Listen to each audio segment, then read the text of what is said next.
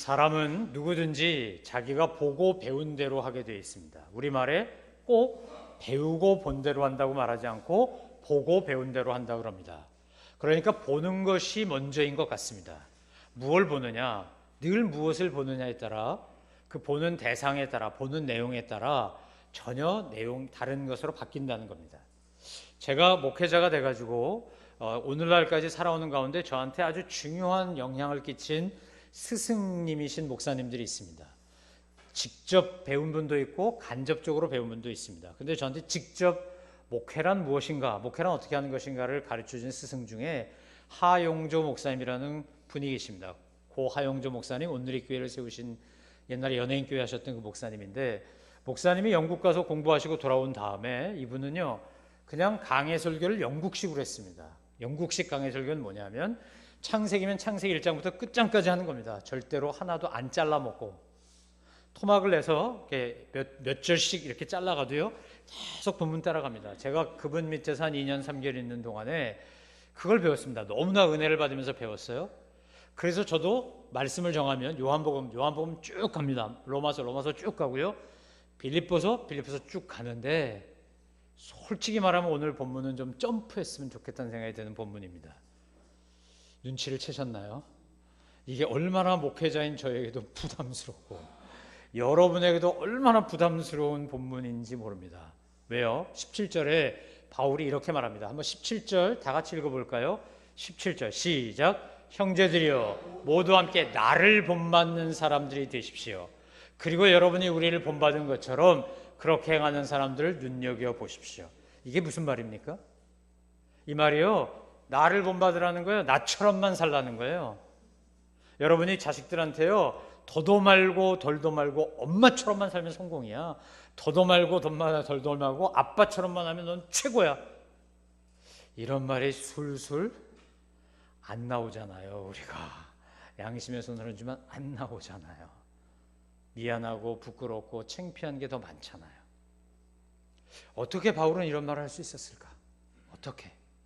제가 1998년에 처음 북한을 갔습니다. 그때 북한이 홍수 피해가 나가지고요. 제가 토론토에 있을 때 북한을 돕자 그래서 그때 저희 교회 예산, 당시 제가 섬기던 당시 예산의 4분의 1을 털어가지고 중국에서 수수쌀 180톤어치 사가지고 기차로 보내고 저는 비행기 타고 북경에서 평양 순안공항으로 들어갔습니다. 그런데 태어나서 제가 처음 북한이라는 땅, 조선민주주의인민공화국이라는 데를 처음 가는 거잖아요. 저희 부모님이 평안북도 영변 출신입니다. 영변에서 피난 내려오신 분이에요. 수도 없이 들었어요. 아버지한테 들었고 평양 얘기 정말 어머니한테 듣고 너무 많이 들었지만 아버지 어머니가 알고 계신 평양은 더 이상 존재하지 않잖아요. 6.25 전쟁 때 다 폭격 맞아갖고 없어지고 다시 만들어 놓은 평양이죠. 어쨌거나 평양 순안공항에 고려항공이라는 북쪽 국적기 항공기가 딱 내리고 플랫폼을 이렇게 땅을 밟는데요. 가슴이 벌렁벌렁 뛰더라고요. 호흡이 좀 가빠지는 것 같기도 하고 긴장이 팍 되는 거예요. 야, 드디어 호랑이 입안에 들어왔구나. 세상 말로 아가리 안에 들어왔구나. 이거 여기서 만약에요 절 보고 이 반동 새끼 그러고 잡으면 저는 이제 억류되는 겁니다. 그런데 이거 도로는 왔지만 긴장이 팍 되는 거예요. 왜냐하면 저희 집안은 북한이 볼 때는 아주 골수 반동분자죠. 이북에서 피난 내려와가지고 군대 갈 나이도 아닌데 아버지, 큰아버지, 작은아버지 다 자원 입대하고 공산 나가고 싸웠고, 저희 큰형님도 장교 출신이고 다 군대 갔고 저희 집안의 모든 남자는 다 전방에 가서 근무했거든요. 그러니까 다 그 사람들이 다 조사하고 알고 있어요. 이미 다 알고 있어요. 그런데 그때 처음으로 지금 북한에 억류돼가지고 지난번에 나와서 공산당이 써준 대로 성명서 낭독하는 걸 보고 제가 너무 가슴이 아팠던 우리 임현수 목사님이라고 있습니다. 토론토 큰빛교회. 그 임현수 목사님하고 토론토 큰빛교회 팀이 저희보다 한 2-3달 먼저 들어갔어요. 처음으로 들어갔고 우리가 뒤어 들어갔어요. 그런데 임현수 목사님하고 큰빛교회 팀이 갔다 온 다음에 들려준 얘기는, 가면 순안공항에 내리면 이제 거기서 제일 먼저 나와갖고요, 이렇게 한복, 개량 한복 같은 거 입고 짧은 한복, 그 아가씨들을 시켜가지고 무슨 김일성과 김정유라 이런 거 들고요 노래합니다. 공항에서 반갑습니다 이러고 공연합니다. 그래서 그럼 이제 봐야 돼요. 반갑습니다 이러고 막 공연을 해. 그 다음에 이제 그 해외동포 원어위원회에서 나온 참사가 우리 같은 국장이나 과장급 되는 사람이 이제 나와가지고 우리를 안내합니다. 근데 그때 큰빛교회 팀에 가가지고 제일 먼저 간 데는 모란봉에 있는 김일성 동상에 갑니다. 이러고 있는 거 있죠, 여러분? 보신 거 많이 보셨죠, TV에서. 그럼 거기에다 헌화하고 머리를 조아리고 절을 해야 됩니다. 거기 안 가면 금수산 궁전에 가서 김일성 미이라 만들어 놓은 거 유리상자 속에 있는 거 앞에 가서 헌하고 절해야 돼요. 그런데 토론토 큰빛교회 팀이 그때 가가지고 고개가 빳빳 나는 단재 신초의 후예다 이러면서 단재 신초 선생이 일본에게 절하기 싫다고 세수할 때 늘 이렇게 떼죠, 이렇게. 그리고 다 적셨대잖아. 그 부인 얼마나 싫어했겠어요. 맨날 세수만 옷을 젖으니 내가 단재 신초의 후예다 이러고 아무도 절을 안 한 거예요. 얼마나 불편해 이게. 그러니까 저희가 북한에 들어가기 전에 북한에 들어가는 팀들이 열심히 기도했습니다. 하나님 들어가서 그거 좀 곤란한 거 안 겪게 해주십시오. 분명히 절 안 할 것이고 헌화도 안 할 것이고. 그럼 공산당들이 이제 우리 얼마나 불편해하고 일주일 체류한 동안 얼마나 힘들겠어요. 그러니까 은혜를 베푸셔서 그 사람들이 우리한테 절하라고 하지 않게 해주십시오. 이렇게 기도했어요. 근데 저희 앞서간 큰빛교회 팀 덕에 딱 들어갔는데 평양 순안공항에서 저희 담당하는 취참사가 뭐라 그러냐면요. 그 어버이 수령 그 묘지나 저 금산 궁전에 가고 싶으면 가도 되고 안 가고 싶으면 안 가도 됩니다. 이러는 거예요, 저한테. 네? 제가 거기서요, 그 순안공항인데 거기서 할렐루야 이러고 내가 아이고 죄송합니다. 그때 감정이 되살아나서 얼마나 소리를 지면서 할렐루야를 외쳤는지 몰라요. 거기가 북한 땅인데 지금 생각하면요, 야 세상에 할렐루야. 정말 안 할 건데 얼마나 곤란해요. 그리고 일주일을 머무는 동안에 자동차를 타고 지나다니는데요, 조마조마한 거야. 이러다 또 모란봉 가자, 뭐 또 금수산궁전 가자 그럴까봐. 그런데 같이 다니는 동안에 그 도시에 모든 도시 건물마다 탑마다 써 있는 게 있더라고요. 그게 뭐냐면 어버이 수령 김일성 동지는 영원히 우리 가슴속에 살아계신다. 21세기 태양 김정일 장군 만세. 그땐 김정은이 나오지 않을 때예요. 그리고 김정일의 생모인 김정숙 동지를 따라 배우자. 이거예요. 이 세계 구호. 사실 따라 배우자라는 말은 굉장히 좋은 말입니다. 우리가 인생을 살면서요, 분명하게 저도 여러분도 롤 모델이 있습니다. 내가 생각할 때 존경하고 성공하고 저 사람처럼 되고 싶어 하는 분들이 있습니다. 모차르트가 베토벤 같은 이 음악가는 핸델, 하이든 이런 분들이 롤 모델이었을 겁니다. 나름대로 아인슈타인, 뉴턴 같은 사람이 롤 모델이었을 겁니다. 우리도 다 있습니다. 나는 정말 이런 음악가가 되고 싶어. 우리 성현이는 어떤 음악가가 롤 모델인지 모르지만 누군가를 바라보고요, 난 저 사람 정말 발뒤꿈치라도 좋으니까 좀 흉내내라도 내봤으면 좋겠어. 저한테는 손양원 목사님 같은 분이 제 롤 모델입니다. 그 외에도 너무나 많죠. 감히 그분 근처도 못 가겠지만 흉내라도 좀 내봤으면, 내가 비스시라도 좀 해봤으면 하고 저 나름대로 우상처럼 만들어 놓고 롤 모델을 삼는 분들이 있습니다. 그리고 그분들을 열심히 따라 배우는 겁니다. 감히 그 근처에 못 미친다 할지라도 모든 사람은 다 그러면서 삽니다. 근데 김정숙 동지를 따라 배우자고 써 있더라고요. 김정숙 동지가 정말 따라 배울 사람인가? 단순히 김일성의 처였고 김정일의 어머니라는 거 외에 정말 이 여자가 뭘, 예를 들어 유관순 열사를 따라 배우자, 그럼 좀 동의가 되겠어요. 근데 정말 동의가 안 되는 거죠. 그런데 온 도시에 있어요. 낮은 선봉에 갔더니 거기도 있어. 압록강 북쪽에서, 그러니까 중국 쪽에서 단동에서 압록강 쪽을 신의주시를 바라보면, 의주시를 바라보는 쪽에도요, 산에 뭐 잔뜩 왔어. 그 써놓은 거에 맨 마지막은 따라 배우자예요. 따라 배우자.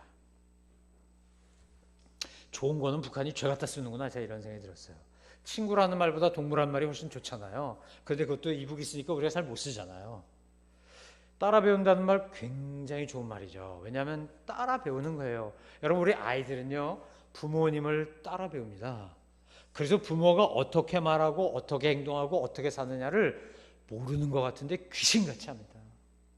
그리고요, 신기할 정도로 따라합니다. 제가 설교하면서 여러 번 말씀드렸죠. 저희 할아버지가 주무실 때 제가 어릴 때 보니까요, 이현이 꼭 주무시면 불어요. 부셔. 이렇게 낮잠을 주무시면 이렇게 부셔요. 참 이상하다. 근데 어느 날 보니까 우리 아버지가 불고 계셔. 우리 혜린이가 아빠한테 얘기합니다. 저한테, 아빠 왜 분해. 야, 이거 나 연습한 거 아니거든요. 나 이제 할아버지나 아버지처럼 낮잠 자거나 잠들 때 불어야지 연습해 본 거 아닌데 신기하게도요, 제가 불어요. 하도 신기하니까 한 번은 녹음을 해서 들려주더라고요. 야, 무섭구나. 이 시도 두고 못한데 정말 무섭구나 하는 생각이 들었어요. 나 그거 흉내 내본 적 한 번도 없어. 그렇게 해야지 하고 연습해 본 적도 없어요. 그런데 그것까지, 유전적인 것까지 따라가잖아요. 그래서 우리 어른들이 뭐라 그랬습니까? 사람들 앞에요, 자기가 진실하게 산다는 걸 증명해 보이려고 할 때, 내 말이 거짓말이 아니라는 걸 증명하려고 할 때 흔히 하던 말 중에 하나가 나도 자식 기르는 사람이요, 이 말이었습니다. 나도 자식 기르는 사람이요. 적어도 내 자식 앞에서 내가 부끄러운 짓은 하지 않는다. 내가 내 자식 앞에서 정말 수치스러운 짓은 하지 않는다. 내가 다른 사람은 몰라, 다른 사람 다 몰라도 좋은데 적어도 내 자식이 나한테 왜 아버지는 이렇게 살았어요? 왜 어머니는 이런 식으로 인생을 망친 거예요? 라고 하게끔 하진 않는다. 이게 예수님을 알지 못하던 시절에도 우리 조상들이 갖고 있던 태도였습니다. 여러분, 우리가 오늘 이 말씀 앞에서 제가요 정말 하 목사님한테 배운 대로 아니면 이거 점프하고 싶어. 왜냐하면 저는 감히 여러분한테 이 17절에 나오는 것처럼 형제들이여 모두 함께 나를 본받는 사람들이 되십시오. 못하겠어요. 못하겠어요, 정말로. 제 안에 있는 연약함, 제 안에 있는 부족함, 제 안에 있는 못된 것, 나쁜 것, 악한 것 하나님도 알고 저도 알아요. 여러분도 다른 사람 모를지 모르지만 여러분 알고 하나님 알아요. 그런데 어떻게 바울은 이렇게 이야기할 수 있었을까? 어떻게? 이유는 딱 한 가지예요. 자, 한번 보시겠습니다. 빌립보서 3장, 여러분 갖고 계신 성경책을 펴시고, 자, 한번 보겠습니다. 빌립보서 3장 4절부터 보겠습니다. 빌립보서 3장 4절부터. 바울이 예수님을 따라 배우는데 어떤 마음으로 따라 배웠기에 이렇게 자신 있는 큰 소리를 치는지. 자, 3장 4절부터 같이 읽습니다. 시작. 비록 나도 육체를 내세울 것이 있지만 그렇게 하지 않습니다. 나는 8일 만에 할례를 받았고 이스라엘 족속이요 베냐민 지파며 히브리 사람 중에 히브리 사람이요 율법으로 말하자면 바리새 사람이며 열성으로 교회를 핍박했고 율법의 의로는 흠 없는 사람입니다. 그러나 내게 유익하던 것들을 나는 그리스도 때문에 다 해로운 것으로 여깁니다. 내가 참으로 모든 것을 해로 여기는 것은 내 주 그리스도 예수를 아는 지식이 가장 고상하기 때문입니다. 그분으로 인해 내가 모든 것을 잃어버리고 심지어 배설물로 여기는 것은 내가 그리스도를 얻고 그 안에서 발견되기 위한 것입니다. 내가 가진 의는 율법에서 난 의가 아니요 그리스도를 믿음으로써 얻는 의, 곧 믿음으로 인해 하나님께로부터 난 의입니다. 나는 그리스도와 그분의 부활의 능력을 알고 그분의 죽으심을 본받아 그분의 고난에 동참하는 것이 무엇인지를 알기 위해 어떻게 해서든지 죽은 사람들 가운데서 살아난 부활에 이루고자 합니다. 아멘. 바울이 나를 본받으라고 말할 수 있었던 그것은 그가 예수님을 이런 마음으로 본받았기 때문입니다. 여러분, 사람은요 완벽하고 온전해서 사람들의 존경과 신뢰를 받는 게 아니더라고요. 근데 무언가를 향해서 막 몸부림을 칩니다. 애를 씁니다. 노력을 합니다. 진을 다해서 무엇인가를 하려고 할 때 사람들은 그를 인정하고 존경합니다. 여러분, 우리가 신앙생활 하는데 아까 병선 형제한테 들은 것처럼 사탄은 우리를 가만 내버려 두지 않습니다. 부르심의 상구를 향해 달려갈 때요 막 폭탄이 터지고 지뢰가 터지고 막 여기저기서 막 밭다리 후리기를 하고 뭐 이게 맞나? 뭐 업어치기를 하고 막 이러면서 우리를 어떻게든 넘어뜨리려고 합니다. 요즘 우리 젊은이들이 두 가지 이야기를 합니다. 이야기를 들으면 너무 속상합니다. 하나는 숟가락 눈입니다. 누구는 태어날 때 금숟가락, 금젓가락 물고 태어났다는 거예요. 누구는 은숟가락, 은젓가락 물고 태어났다는 거죠. 누구는 동숟가락, 누구는 흙숟가락. 그리고 그들이 말합니다. 우리가 살고 있는 이 땅이 헬 조선이다. 네? 그래가지고 흙숟가락 타고 태어난 사람들은 이제 태어나면서부터 평생 고생하다가 끝난다는 거죠. 계층 상승, 신분 상승 못하고 하도 그러니까 같은 또래의 어떤 카툰이스트가요 만화를 그랬어요. 만화. 뭐라 그랬냐면 도자기를 굽는 곳에 금숟가락, 은숟가락, 흙숟가락, 동숟가락 넣어놓고 구워보니까 한 1000도, 1100도, 1200도 가니까 다 녹아내렸는데 흙숟가락만 뭐가 됐다고요? 도자기가 됐다고. 같은 또래가 같은 또래들에게 흙숟가락 운명론 타령 그만하라. 흙숟가락만이 도자기 될 수 있다. 오죽 답답하면 그랬겠어요. 저도 정말 보는데 이해를 하면서도 답답해. 우리나라가 정말 헬조선인가? 여러분, 하나님이 우리를 얼마나 보호하셨는지. 여러분, 저 무슨 청와대 습격 사건, 아니 그 이전에 6.25부터 시작해서 지금까지 얼마나 많은 북한이 우리를 정말 호시탐탐 노리면서 우리를 촉과 통일하려고 하는지 아십니까? 제가 그 북한에 갔을 때 봤던 그 시뻘겋게 쓴 구호 세계 말고 또 하나가 뭐냐면 미제 원수를 물리치고 남조선을 해방하자. 이게요 곳곳에 써 있습니다. 아침마다 나와서 전평양 시민들이요 막 군가를 따라 부르면서 미제 원수를 타도하고 남조선을 해방하자. 평화공전 전만의 말씀. 그들이 매일 그럽니다. 매일. 그런데 그렇게 우리를 호시탐탐 노리는데도 불구하고 하나님이요 얼마나 많은 위기 속에서 우리를 건져줬습니까? 여러분, 파리에서 지금요 IS가 터뜨린 테러가 막 6군데서 동시에 일어났다 그러죠. 미국의 그 9/11 사태 때 와서 그 쌍둥이 빌딩 들이받아가지고 또 아메리칸 에어라인이라는 국적 항공기 가지고 난리를 쳤죠. 우리가 안전불감증에 걸려가지고 안전사고는 곳곳에서 났어요. 무슨 대구 지하철 사건, 뭐 성수대교 사건, 뭐 삼풍백화점 사건, 얼마나 이렇게 돌아보면요, 이야 정말 안전사고 엄청 많이 났어. 안전불감증 때문에. 지난번에도 목회자 수련회를 갔는데 저희가 같이 기도 모임을 하는 10분의 한 열대여 분의 목회자들이 있어요. 이분들이 1년에 한 번씩 기도회를 하러 가요. 그래서 저희가 강원도로 갔어요. 강원도로 간 김에 오는 길에 그래서 기도회하고 다 모임했으니까 하는 게 오색약수 한번 들려서 가자. 그랬더니 오색약수 한번 들려서 이렇게 오는데요. 그 옆에 산림청에서 안전모를 갖다 놨더라고요. 이렇게 안전모. 그러니까 날이 너무 가물었다가 비가 오니까 이게 낙석이 떨어질 수 있다고 갔다가 평상시에 없었는데 안전모가 있어요. 근데 제 앞에 많이 갔어요. 제가 안전모를 들고 우리 숫자만큼 세가지고 두 팔에 들고요. 이거 떨어뜨리면 안 되잖아요.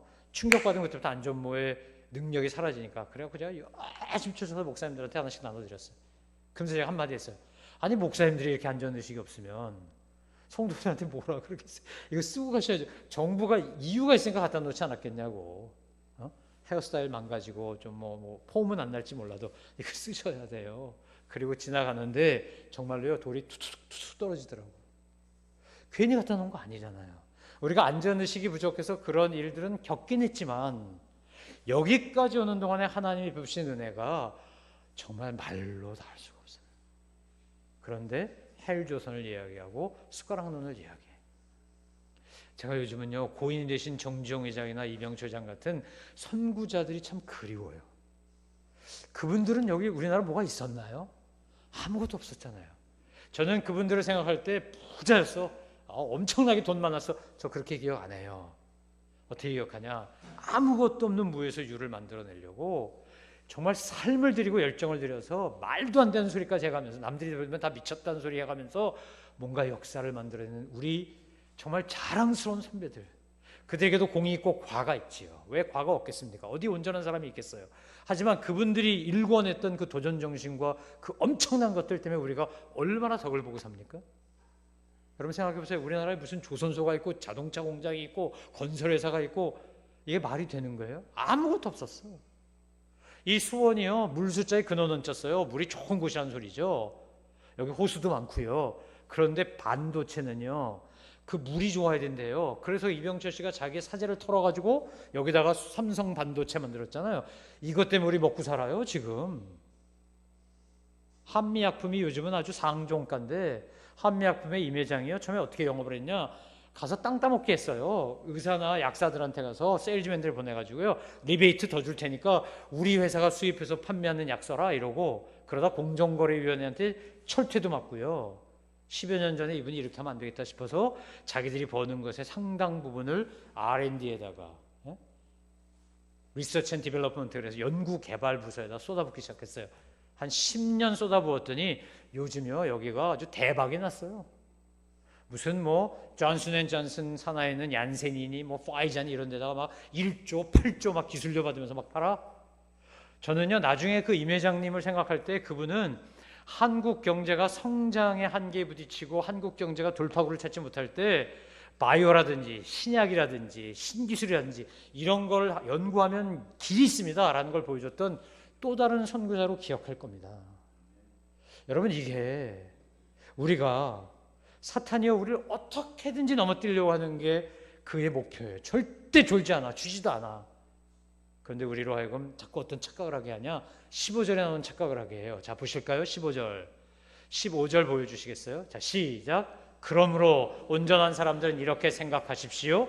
여러분이 혹시 다른 것을 생각한다면 이것 또한 하나님께서 여러분에게 나타내시라는 것입니다. 이게 무슨 말이냐? 베드로가요, 사도행전에 보면 베드로가 이방인들에게 복음 전한 사명이 아니라 자기는 유대인들에게 복음 전한 사명이어서 유대인들에게 복음을 전했어요. 근데 어느 날 고넬료라고 하는 이방인이 베드로를 초청하는 그 사건이 벌어지는데, 그 사건 전에 베드로가 옥상에 가서 올라가서 기도를 하고 있는데요, 환상을 보여주시는 거예요. 하나님이 이렇게 4개가 묶인 보자기가 묶여가지고 내려오는데, 4개가 묶인 보자기가 내려오는데 안을 보니까요, 유대인들에게 주신 하나님의 율법에 먹지 말라는 것만 잔뜩 있어. 이거 더러운 거라서 먹으면 안 돼, 이거 먹지 말라는 거예요. 그래서 하나님이 뭐라 그러는데 베드로가요, 얼마나 대단한 고집불통인지 3번이나 안 먹는다 그래. 하나님이 먹으라 하는데 내가 안 먹는다는 거야. 하나님이 만든 율법에 먹지 말라. 아니, 만드신 분이 먹으라는데 그래도 안 먹어. 그리고 환상에서 깼어요. 그랬더니 고넬료가 보낸 3사람이 찾아와서, 우리가 기도하고 있는데 요바에 가면 이 가죽 공예하는 시몬의 집에 베드로 한 사람이 있으니까 모셔오라 그래서 왔다 그래가지고, 아, 이게 그거구나 깨닫고 갑니다. 가서 고넬료의 집에 가서 예배를 드리고 세례를 주는데 성령님이 막 임하기 시작했어요. 그래서 베드로가 그걸 보고 너무 충격을 받고 너무 놀래고 감사하고 기쁘고, 그리고 사람들하고 맛있게 밥 먹고 그리고 돌아왔어요. 그랬더니 온전하다고 착각하는 유대주의자들이, 할례파들이요, 베드로를 닦아세우기 시작했어요. 너 어떻게 그럴 수가 있는 거야? 예배 드린 거 갖고 시비한 거 아니고요, 세례 준 거 갖고 시비한 거 아니고요, 밥 먹었다고 시비했어요. 어떻게 이방인과 식사할 수 있냐? 유대인의 율법에는 이방인하고 식사를 같이 하는 건 개하고 같이 하는 것 같아. 얼마나 배타적인지. 그런데 베드로가 지금 같이 예배드리고 식사하고 왔단 말이죠. 그래서 베드로가 간증을 합니다. 그 보자기가 내려오고 올라간 얘기부터 다 합니다. 그리고 내가 와서 그들에게 예배를 드리고 세례를 주는데 성령님이 임하셔가지고 이렇게 행했다. 그러면서 한 그가 고백이, 내가 무엇이간데 감히 하나님을 거스린단 말입니까? 이게 그의 유명한 고백입니다. 내가 무엇이간데 감히 내가 하나님을 거스린단 말입니까? 그랬더니 유대파, 그 할례파, 할례를 주장하는 유대주의자들이 다 사그라들었다고 되어 있어요. 여러분, 정말 온전한 사람은 어떤 사람이냐면요, 내가 무엇이간데 감히를 하는 사람이에요. 내가 무엇이간데 감히. 저와 여러분의 고백은 뭐예요? 내가 무엇이간데 감히 나 같은 것을 사랑하셔서 주의 일을 하게 하십니까? 내가 무엇이라고? 민노아 선교사님한테 조선인들이, 아니 당신이 믿으라고 하는 예수가 도대체 누구길래 그렇게 아내 죽고 두 아들 죽고 10년 동안 맨날 장례 치르고 슬퍼하고, 도대체 예수가 누구요? 당신이 우리한테 믿으라는 그 예수가 누구야? 그랬을 때 그분이 지금 찬송가 96장에 나온 이거, 예수님은 누구신가? 우는 자의 위로와 없는 자의 풍성이며 천한 자의 높음과 잡힌 자의 노임되고 우리 기쁨 되시네. 가사를 쓰고 찬양곡을 붙이고 찬송을 한 거죠. 예수님은 누구신가? 약한 자의 강함과 눈먼 자의 빛이시며 병든 자의 고침과 죽은 자의 부활되고 우리 생명 되시네. 아내가 떠났고 두 아들이 죽었지만, 태어난 지 8개월 만에, 태어난 지 하루 만에 죽었지만 죽은 자가 부활되실 예수님을 그는 믿는 겁니다. 여러분, 우리가 스스로 영적 교만에 빠지거나 의에 사로잡히지 않게 되기를 주님의 이름으로 축원합니다. 우리 가운데 온전한 이는 하나도 없습니다. 의인은 없나니 하나도 없어요. 의만 없습니까? 우리가 믿음의 길을 걸어가려고 하는데 어떡해요? 사탄이 우리를 넘어뜨립니다. 쓰러뜨립니다. 함정을 팝니다. 폭탄이 터집니다. 막 부비출입이 옵니다. 올무가 떨어지고 골무가 떨어지고 막 우리를 괴롭힙니다. 앞에 막 장애물이 나타나고.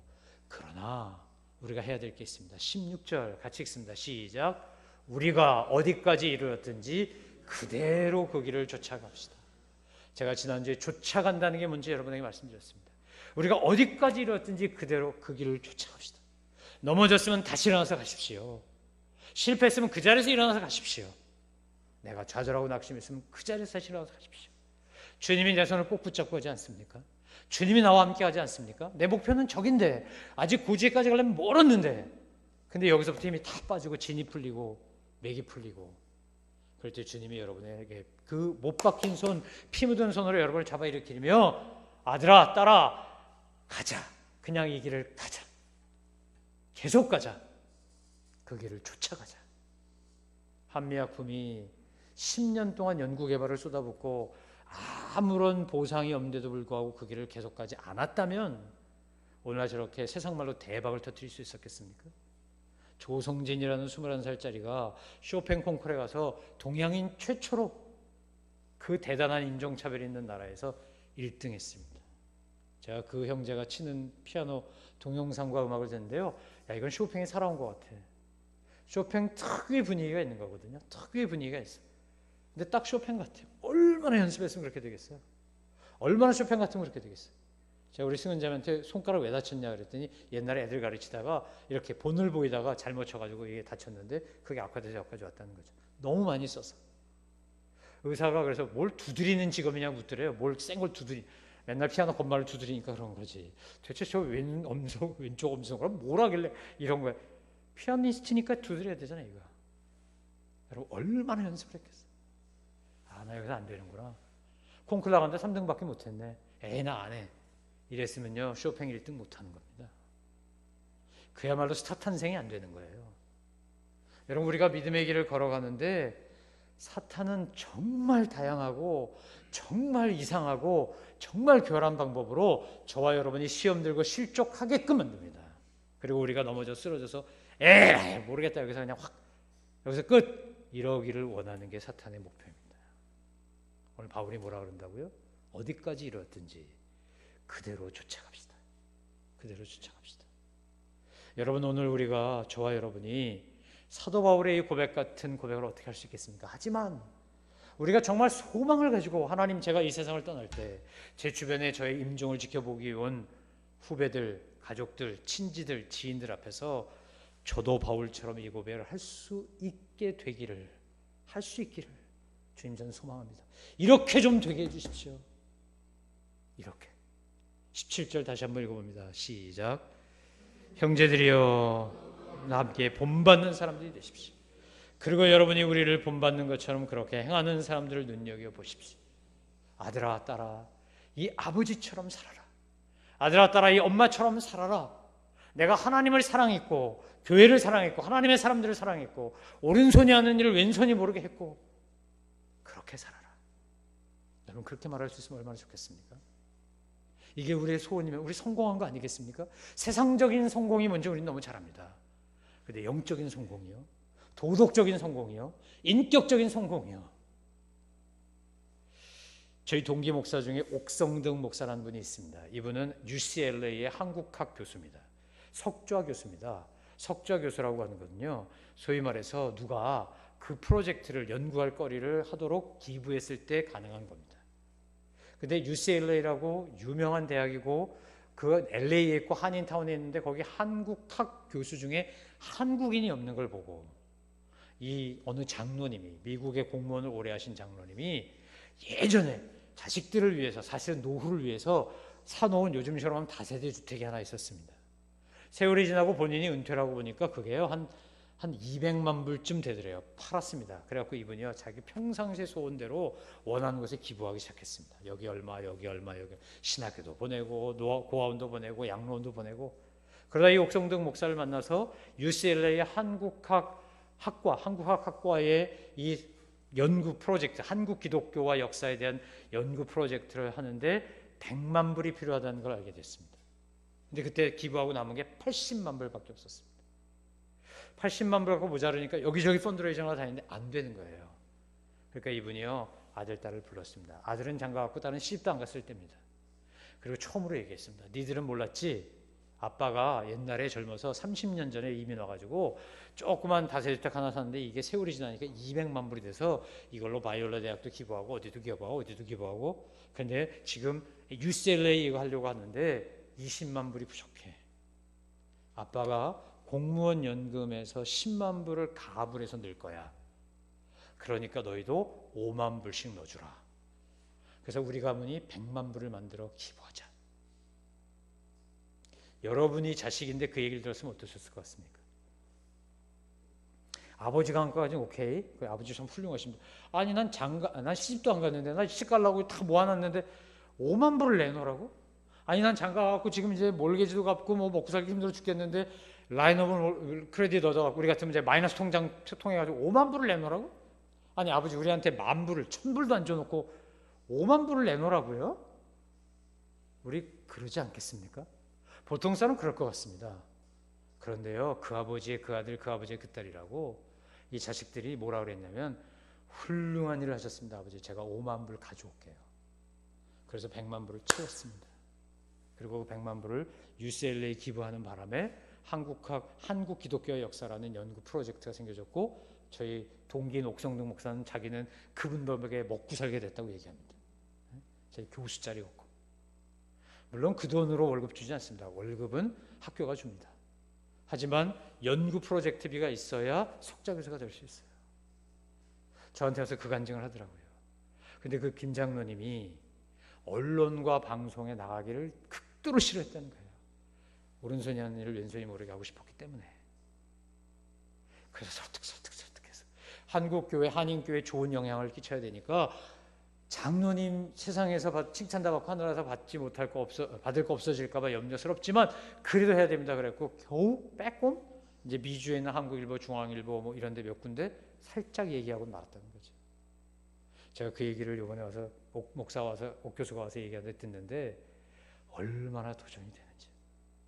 저분은 정말 나를 본받는 사람이 되라라고 말할 수 있는 분 중에 하나겠구나.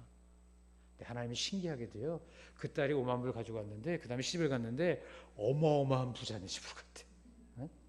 뭐 이거 기복주의 얘기하려고 그런 거 아니에요. 하나님이 그렇게 갚으시더라는 거예요. 옥교수 얘기가. 그 아들 기가 막히게 연봉 많이 주는데 스카우트 때 가더래요. 자기가 그걸 보고 있는데 소름이 쫙쫙 끼치더래. 하나님이 저 헌신과 충성을 저렇게 갚아주시는구나.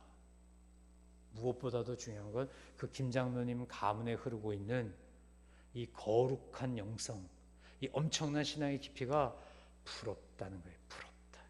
저희한테 한 간증의 핵심은 그거였어요. 이런 평신도, 이런 목회자, 우리도 같은 목사지만 옛날 어른들에 비하면 우리는 찌끄러기 같아. 옛날 어른들에 비하면 우리는 삼류 같아. 저희끼리 앉아서 아침 먹고 이야기하면서 정말 반성할 게 많지. 우리가 자신 있게 성도들에게, 우리가 자신 있게 자식들에게 나를 본받으라고 말할 수 있을까? 제가 예전에 젊어서 처음 듣고요. 너무 그 가사가 가슴에 와닿고 그러면서도 야, 이렇게 찬양하면 안 될 것 같아. 자신이 없어서. 그랬던 찬양이 이겁니다. 예수님처럼 바울처럼 그렇게 살 순 없을까? 여러분 들어보셨습니까? 낮엔 해처럼 밤엔 달처럼 그 찬송을 듣고 부를 때요, 정말 뜨거운 눈물이 흘렀습니다. 목사로 산다는 게 뭐냐? 성도로 산다는 게 뭐냐? 우리가 그리스도인으로 산다는 게 뭐냐? 정말 우리가 추구하고 목표를 달성해야 될 게 뭐냐?